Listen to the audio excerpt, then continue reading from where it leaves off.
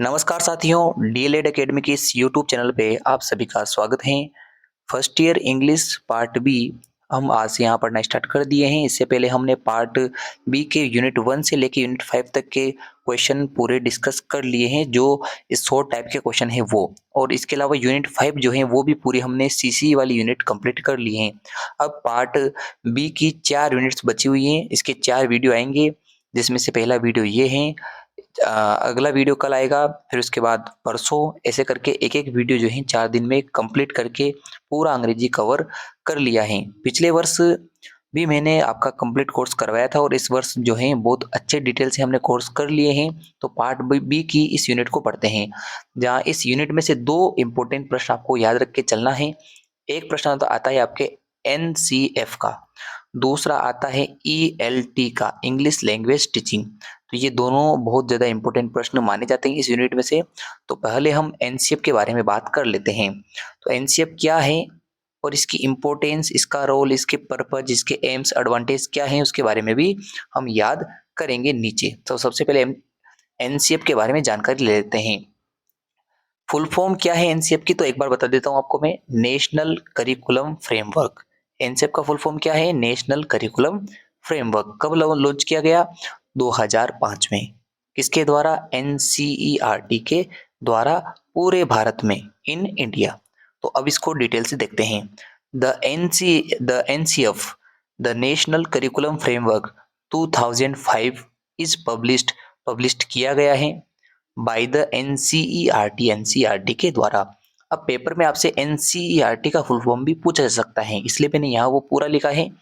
NCERT का full form होता है national council of educational research and training. ये इसका फुल फॉर्म होता है। अब हम ये देखते हैं कि जो एनसीएफ है उसके एम्स, उसके पर्पस, उसके रोल्स या उसकी इम्पोर्टेंस, एडवांटेज क्या है, तो वो आपको बताना है। तो सबसे पहला जो इम्पोर्टेंस है, ये जो सबसे मेन इसका मतलब रोल है, वो क्या है? द एनसीएफ 2005 सर्व्स, ये जो है प्रदान करता है एज अ गाइडलाइन को, फॉर द सिलेबस के लिए, टेक्स्ट बुक्स पाठ्य पुस्तकों के लिए, एंड टीचिंग का मतलब शिक्षण, और उसके शिक्षण के अभ्यास करने के लिए, फॉर द स्कूल में इन इंडिया। तो भारतवर्ष में जितने भी स्कूल्स हैं वहाँ टीचिंग की प्रैक्टिस कैसे होगी, और इसके अलावा टेक्स्ट बुक कैसी होनी चाहिए, सिलेबस में क्या होगा क्या नहीं होगा, वो हम एक करिकुलम में, एक पाठ्यचर्या के अंदर डिसाइड करते हैं, जिसे अपन कहते हैं नेशनल करिकुलम फ्रेमवर्क, पूरे भारतवर्ष के लिए है। अगला है the real aim of NCF. NCF का मुख्य उद्देश्य है टू ड्रॉ पब्लिक अटेंशन, लोगों का ध्यान आकर्षित करना, किस चीज की ओर? To what should be taught, क्या पढ़ाया जाए, टू आवर चिल्ड्रन, हमारे बच्चों के लिए, एंड हाउ, उसे कैसे पढ़ाया जाएगा। तो ये जब करिकुलम, एक पाठ्यचर्या के अंदर जब बच्चा आता है तो लोगों का ध्यान आकर्षित करने के लिए कि क्या पढ़ाया जाएगा और क्या सिखाया जाएगा हमारे बच्चों के लिए और कैसे सिखाया जाएगा, ये इस चीज में बताया गया है। आगे देखते हैं अगला जो पर्पस है वो क्या है। NCF 2005 recognises English important position in India. Bharat के अंदर अंग्रेजी का एक महत्वपूर्ण स्थान जो है उसको रिकॉग्नाइज करता है एनसीएफ। कैसे करता है? Through the new curriculum activities, नई गतिविधियों को लॉन्च करके, जिससे अंग्रेजी को आसान बनाया जा सके। यदि किसी एक्टिविटी में अंग्रेजी के वर्ड्स को बहुत ही सिंपल वे में प्रेजेंट किया जाए किसी एक्टिविटी के अंदर, तो अंग्रेजी सीखना आसान हो जाएगा, और अंग्रेजी सीखना आसान हो जाएगा तो इंग्लिश की इम्पोर्टेंस बढ़ेगी। तो ये इंग्लिश का एक इम्पोर्टेंट पोजीशन जो है इंडिया के अंदर सेट करता है एनसीएफ। तो ये हो चुकी है आपकी इम्पोर्टेंस। अब अगला प्रश्न आ जाता है ईएलटी के बारे में। अगर ईएलटी का कोई प्रश्न है तो आपको इस प्रकार से लिख के आना है कि ईएलटी क्या है और कैसे इसके जो है आपको लिख के आना है। तो ईएलटी का सबसे पहले देखते हैं फुल फॉर्म। ईएलटी माने होता है इंग्लिश लैंग्वेज टीचिंग, अंग्रेजी भाषा शिक्षण। अब अंग्रेजी भाषा शिक्षण में एक तो पूछी जाती है समस्याएं, कि समस्या क्या है राजस्थान और भारत में कि अंग्रेजी बच्चे नहीं सीख पा रहे हैं, उसको को रिलेट नहीं कर पा रहे हैं। तो जब ऐसा प्रश्न आ जाए तो आपको वो समझ लेना है कि वो इंग्लिश लैंग्वेज टीचिंग का ही है। जरूरी नहीं है कि आपको इस वाले प्रश्न में हमेशा ईएलटी के नाम से दे। वो यूँ कह सकता है कि अंग्रेजी सिखाने में क्या-क्या मुख्य समस्याएँ हैं राजस्थान में या भारत के अंदर? तो वो भी ईएलटी का ही प्रश्न है। बस आपको घुमा के दिया है। कई बार बच्चे मुझसे कहते हैं सर ये आपने पढ़ाया वो नहीं आया। भाई आपको दिमाग खुद लगाना है कि प्रश्न में दिया क्या है? जब आपसे जो मैंने पढ़ा है उससे रिलेवेंट बात की गई तो ईएलटी का ही तो प्रश्न है। तो ईएलटी माने होता है कि अंग्रेजी भाषा शिक्षण से संबंधित कोई भी समस्या है तो वो आपको बतानी है। तो वो अगर प्रश्न है तो ईएलटी का होगा। तो देखते हैं इस प्रश्न में क्या किस प्रकार से लिख के आना है। Teaching of English in Rajasthan और India has many sided problems. कई प्रकार की समस्याएं हैं भारत और राजस्थान में अंग्रेजी शिक्षण को लेकर। सम बेसिक डिफिकल्टीज, कुछ मुख्य जो बाधाएं हैं और प्रॉब्लम्स समस्याएं इन टीचिंग ऑफ इंग्लिश अंग्रेजी पढ़ाने में राजस्थान इंडिया आर, जो राजस्थान और भारत की हैं वो निम्न हैं। तो सबसे पहली जो समस्या है मैं आपको मेन चीजें बता के चलता हूँ। पहली जो समस्या है वो है एजुकेशनल सिस्टम। शिक्षा का जो व्यवस्था है शिक्षा की वो मेन समस्या है। The main problem in teaching of English in Rajasthan और इंडिया, भारत और राजस्थान में जो मुख्य समस्या है वो है अवर बैकवर्ड एजुकेशन सिस्टम। हमारा पिछड़ा हुआ हमारी पिछड़ी हुई शिक्षा व्यवस्था, हमारा पिछड़ा हुआ educational system. Here the teachers are not properly trained. यहाँ जो शिक्षक हैं जो आपको पढ़ाने के लिए भेजे जाते हैं वो प्रॉपरली ट्रेंड नहीं है।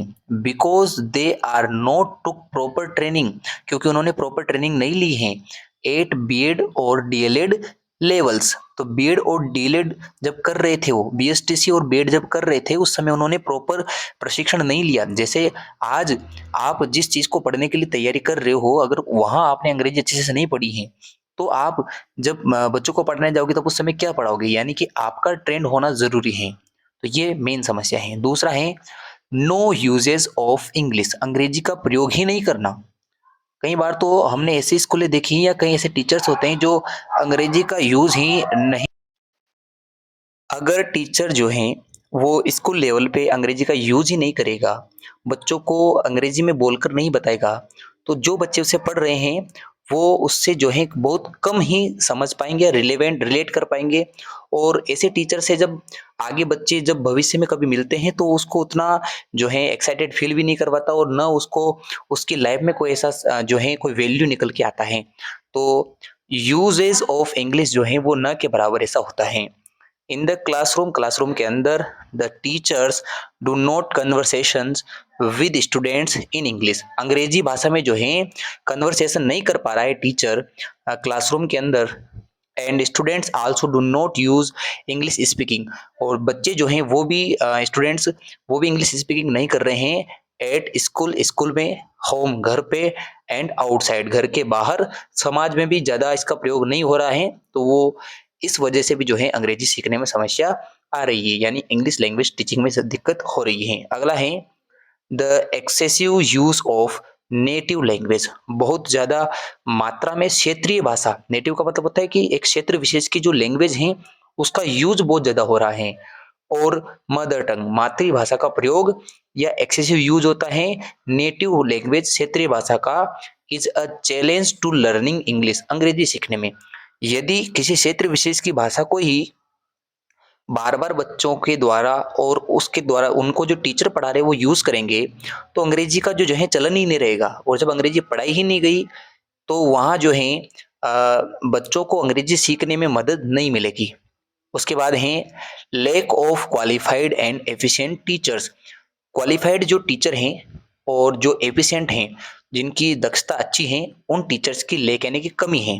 अगला है लेक ऑफ टेक्निक्स, टेक्निक्स यानी तरीकों की कमी है ऑफ टीचिंग इंग्लिश, अंग्रेजी पढ़ाने की। तो अंग्रेजी की जो कई शिक्षण विधियां हैं जो आप सेकेंडरी में आके सीखोगे कि टीसीजीएम है, डायरेक्ट मेथड है, इसके अलावा ऑडियो लिंगुअल मेथड है, तो कई विधियां हैं अंग्रेजी को टीच करने की, तो उन टेक्निक्स का प्रयोग नहीं कर रहे हैं। डिफेक्टिव टीचिंग मेथड्स, खराब शिक्षण विधियों का चयन करना है। Over emphasis on grammar, grammar के ऊपर ज्यादा जोर दिया गया है, स्ट्रक्चर पर कम जोर दे रहे हैं, ग्रामर पे ज्यादा जोर दे रहे हैं। तो टीचर केवल ग्रामर पढ़ाता है दिन भर, उसको ये यूजेज नहीं पता कि अंग्रेजी न सिर्फ ग्रामर में है, बाकी स्ट्रक्चर है, फोनेटिक्स है, कई सारी चीजें इसमें देखी जाती हैं।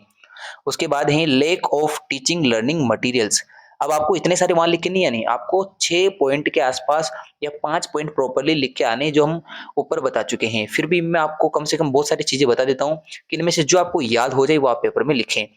Lack of teaching learning materials, कमी है उन संसाधनों की जिनसे टीचिंग भी करवाई जाए और लर्निंग भी करवाई जाए, यानी टीएलएम की कमी है। सीखने सिखाने की जो वस्तुएं हैं, वो जो मतलब खेल सामग्री है, उनकी भी कमी है। और रोड सिस्टम, रटंत प्रणाली है इन लर्निंग इंग्लिश, सिखाने में अंग्रेजी के जो अधिगम हो रहा है, जो सिखाया जा रहा है, उसके अंदर रोटन सिस्टम है, वो सिखा कम रहे हैं और रटा ज्यादा रहे हैं। अगला है पुअर इवेल्युएशन सिस्टम, मूल्यांकन का एक बहुत ही जो है कमजोर व्यवस्था है, मूल्यांकन सही प्रकार से नहीं हो रहा है। इसीलिए आज आपने देखा होगा कि आजकल मूल्यांकन का एक नया नाम आ गया है, सतत एवं व्यापक मूल्यांकन, जिसे हम सीसीई कहते हैं, जो मैं ऑलरेडी आपको पढ़ा चुका हूँ। अब कुछ छोटे प्रश्न जिनको भी देख लेते हैं कि उनसे संबंधित यदि प्रश्न आए तो आप उनको कैसे लिख के आओगे। प्रश्न है, अभी जो मैंने आपको ऊपर 2 पढ़ाए हैं, आप केवल उतने ही याद करके जाएँ। ये एक्स्ट्रा क्वेश्चन है, आपको अगर याद हो जाते हैं तो ही पढ़े। मैं आपको इसकी पीडीएफ टेलीग्राम चैनल पे प्रोवाइड करवा दूँगा। प्रश्न है, how can teaching of English be improved in India? Bharat के अंदर या राजस्थान के अंदर अंग्रेजी को, वो जो ईएलटी में जो समस्या थी, वो कैसे दूर हो सकती है? यानी इंग्लिश लैंग्वेज टीचिंग की जो समस्या है, उसको दूर कैसे किया जाए? उसी का समाधान ये है, पहला तो ये है कि एम्स एंड ऑब्जेक्टिव, पर्पज जो मतलब उद्देश्य और लक्ष्य हैं, उनको तय किया जाए। Best teaching should be followed by the teacher, teacher ऐसा हो जिसके पास ऑब्जेक्टिव यानी लक्ष्य और उद्देश्य दोनों फिक्स हो कि क्या पढ़ाना है, कैसे पढ़ाना है। Controversy controversy should be removed between Hindi और इंग्लिश, एक तो कंट्रोवर्सी दूर करे टीचर कि किस प्रकार अंग्रेजी और जो हिंदी है, दोनों अलग अलग नहीं है, दोनों को रिलेवेंट जो है पढ़ाया जाए। एक एक करके दोनों की हेल्प लेके पढ़ाएंगे तो समझ में आसानी से आ जाता है। अगला है, teacher प्यूपिल ratio should be 120 in English class, एक अंग्रेजी की क्लास में टीचर और जो स्टूडेंट्स हैं उनका रेशो होना चाहिए कि 20 बच्चों पे एक टीचर हो। तो टीचर प्यूपिल, प्यूपिल का मतलब होता है यहाँ पे विद्यार्थी, तो उन दोनों का रेशो होना चाहिए 1:20, यानी कि एक टीचर 20 बच्चों को पढ़ाए। अगर ऐसा हो तो बच्चों पे ज्यादा जो है ध्यान दिया जा सकता है। उसके बाद है, the examination should be based upon CCE, जो एग्जामिनेशन हो, जो परीक्षाएं ली जा रही हैं, वो सतत व्यापक मूल्यांकन पे आधारित हो। It means evaluation should be based on upon CCE, जो मूल्यांकन हो वो सीसी बेस्ड हो। अगला है, practice and drill is the must in English teaching, practice की जाए और ड्रिल्स करवाई जाए। ड्रिल्स का मतलब कि बच्चों से प्रैक्टिस करवाए, मौखिक बुलवाए और बार बार एक्सरसाइजेस सोल्व करवाए उनसे। तो ये बहुत जरूरी होता है, क्योंकि अंग्रेजी में पहले से दक्षता नहीं है, तो उसके लिए एक्सरसाइजेस करना जरूरी है। For all language skill, LSRW, लिखने, सुनने, बोलने, पढ़ाने, इन सभी की जो है एक्सरसाइजेज होती हैं, तो वो प्रॉपर करवाई जाए, तब अंग्रेजी सीखने में आसानी हो जाएगी। अगला है, uniform policy should be adopted, यानी कि यूनिफॉर्म का मतलब कि सब राज्यों में एक जैसी अंग्रेजी पढ़ाई जाए। ऐसा ना हो कि राजस्थान में अलग वाली अंग्रेजी चल रही है, उत्तर प्रदेश में अलग चल रही है, तो सब जगह इक्वल जो है, यूनिफॉर्म जो है इंग्लिश सिलेबस होना चाहिए। Written exercises must be checked, जो लिखी हुई जो एक्सरसाइज अभ्यास करवाया जाता है टीचर्स के द्वारा, उसको चेक करें और प्रॉपर चेक करें, ताकि बच्चों की गलतियां समझ में आए। अगला है, new course should be introduce for English teaching, एक नया कोर्स जो है लॉन्च की जाए, एक यूनिफॉर्म जो सब राज्यों में सेम हो, ऐसा कोर्स लॉन्च करवाया जाए, ताकि बच्चों को सीखने में आसानी हो जाए। इसके अलावा एक दो छोटे प्रश्न और हैं, जैसे कि कोठारी आयोग क्या है, तो इसके बारे में देख लेते हैं। कोठारी कमीशन के बारे में पूछा जाता है। कोठारी कमीशन क्या है, इसको देखते हैं। The national commission on educational, राष्ट्रीय आयोग शिक्षा के बारे में, जो 1964 से 66 के बीच में चला, 1964 से लेके 1966 तक, popularly known as the Kothari commission, उसको इसी नाम से जाना जाता है। किस नाम से? कोठारी कमीशन के नाम से। Established by the government of India, Bharat सरकार द्वारा इसे एस्टेब्लिश किया गया। टू एग्जामिन, एग्जामिन करने का मतलब जिसके जो निर्देशित कर सके, जो ये तय कर सके, all aspect of educational sector in India, जो शैक्षिक क्षेत्र के जितने भी जो सेक्टर हैं, जितने भी पहलू हैं, इसको मूल्यांकित कर सके, इसलिए भारत में इसे भारत सरकार द्वारा लॉन्च किया गया। To develop a common pattern, जो एक कॉमन पैटर्न डेवलप कर सके ऑफ एजुकेशन शिक्षा का, कि सब जगह एक समान हो। And to advise a guideline, और एक एडवाइस गाइडलाइन जो है जारी करें, गाइडलाइन जारी करने का आदेश दे। There was an ad hoc commission, तो यह एक आधिकारिक आधिकारिक जो है आयोग है, जो शिक्षा के साथ साथ एक आदेश भी जारी करता है, गाइडलाइन भी सर्व करता है। शिक्षा के स्तर को तो सुधारता है ही सही, साथ ही में जो है एक ऐसा आयोग जो क्या करता है, शिक्षा से संबंधित निर्देश भी देता है। तो इस प्रकार जो है आप इन सभी क्वेश्चन को पढ़ के जाए यहाँ कोठारी आयोग तक। मुझे उम्मीद है कि यह प्रश्न आपके पेपर में जरूर आएंगे।